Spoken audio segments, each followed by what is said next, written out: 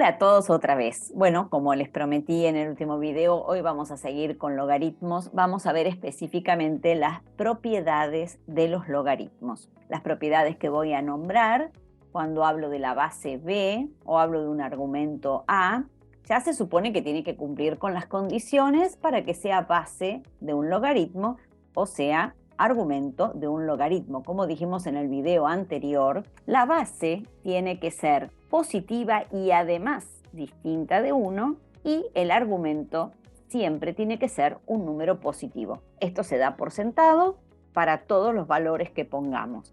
Esta A no solamente es la A, sino que estamos hablando del argumento en forma general. Lo indique con la letra que lo indique el argumento, siempre tiene que ser un número positivo, si no, no se pueden resolver. Bueno, vamos a ver entonces las propiedades. Vamos a comenzar diciendo que el logaritmo en cualquier base del número 1 siempre me da 0 como resultado. Si lo pensamos un poquito, la definición de logaritmo me dice que cuando calculo un logaritmo estoy calculando el exponente al que tengo que elevar la b para que me dé 1. Y nosotros sabemos que cualquier base b elevado a 0 siempre me va a dar 1 como resultado. Por lo tanto, es por eso que tenemos esta propiedad de los logaritmos. Otra propiedad, si yo tengo el logaritmo en cualquier base de la misma base, siempre va a ser 1. Porque obviamente la base elevado a la primera me va a dar la misma base como resultado. Otra vez voy a obtener b como resultado. Otra propiedad, que el logaritmo en cualquier base de un producto va a ser igual al logaritmo en cualquier base del primero de los factores más el logaritmo en la misma base del otro factor. Es decir, que el logaritmo de un producto es igual a la suma de los logaritmos de cada uno de sus factores. Seguimos. Si yo tengo el logaritmo en cualquier base de un cociente, acá no solamente el argumento tiene que ser mayor que 0, sino que la n que está en el denominador obviamente no puede ser 0, si no, no se puede hacer la división. Esto va a ser entonces igual a la resta de los logaritmos. Si tengo el logaritmo de una potencia en cualquier base, por ejemplo, un número elevado a la n, esto va a ser igual al exponente por el logaritmo en esa misma base del argumento, o sea, de la base de la potencia. Y como consecuencia de esto, si yo tengo una raíz, que en realidad la raíz no es otra cosa que un exponente fraccionario, me quedaría de esta manera. El logaritmo en cualquier base de la raíz enésima de a me va a quedar 1 sobre n por el logaritmo en la base de a. Bien, estas son las propiedades de los logaritmos. En realidad hay más propiedades de los logaritmos, pero estas vendrían a ser como las más importantes, las más usadas, las más comunes. Vamos a ver esto, algunas por lo menos, algunos ejemplos, cómo se utiliza en los ejercicios. Si a mí me piden, aplicando propiedades, calcular el logaritmo en base 3 de la raíz cuadrada de 27 por 9, todo esto es el argumento de este logaritmo y tengo que aplicar propiedades, yo lo que veo acá que la operación más importante vendría a ser esta multiplicación.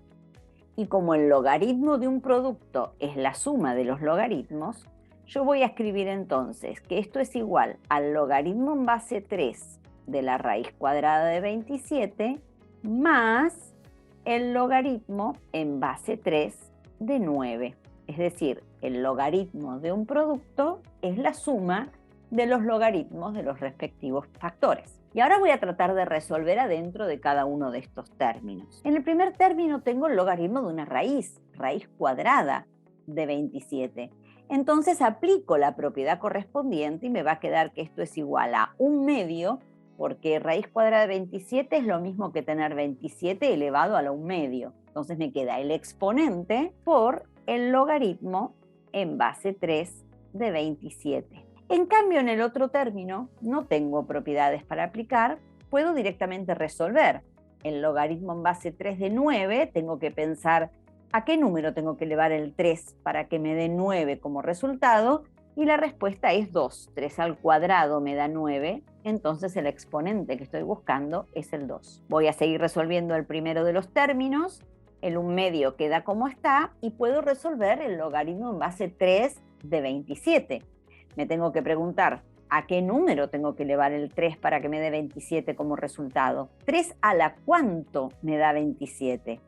3 por 3, 9, por 3, 27. Es decir, el 3 lo tengo que elevar a la tercera para que me dé 27 como resultado. Por lo tanto, el exponente que estoy buscando es el 3. Recuerden no mezclar los términos, ¿no? Si separo en términos, tengo que primero resolver 1/2 por 3, que me va a dar como resultado 3/2, y después sumarle 2. Resultado, 7/2. Y este vendría a ser el logaritmo buscado. Veamos más ejemplos. Si me piden calcular el logaritmo en base 2 de 1 sobre 8 al cubo, por ejemplo, tengo acá como operación más importante es esta división. Entonces voy a aplicar la propiedad del cociente. Si yo tengo el logaritmo aplicado a un cociente, a una división, me va a quedar el logaritmo del numerador menos el logaritmo del denominador. Ahora voy a tratar de resolver cada uno de los términos. En el primer término, sabemos que hay otra propiedad que dice que el logaritmo en cualquier base de 1 siempre es 0 el resultado, porque tendría que pensar 2 a la cuánto me da 1, y obviamente es 2 a la 0. Todo número elevado a la 0 me da 1, 2 a la 0 también es 1.